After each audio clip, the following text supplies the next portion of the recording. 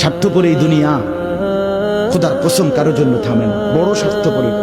হ্যাঁ, যেদিন বাপের জানাজা পড়ে, যেদিন বাপের লাশ কবরে দাফন করে, সেদিনও বংশধর সন্তান ছেলে মেয়ে ঘন্টাখানিক 2-4 ঘন্টা কাইন্দা কাটটা হইলো, রাতের বেলা ঠিকই ভাত খায়।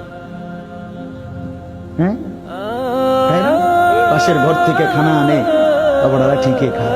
স্বার্থপর দুনিয়াতে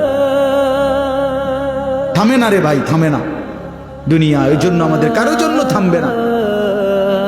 তুমি আমি মরে গেলে শেষ। আবারও বলছি কথা, আমি মরে গেলে এরপরে পৃথিবী যত আধুনিকে হোক না কেন, আমার কি কথা বুঝছেন?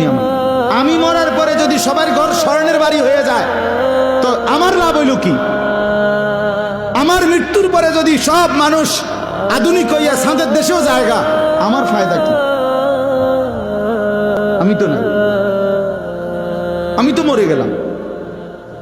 যে কবরে চলে গেল সে কি আর ফিরে আসবে? আল্লাহ আমাদেরকে বুঝ দান করেন।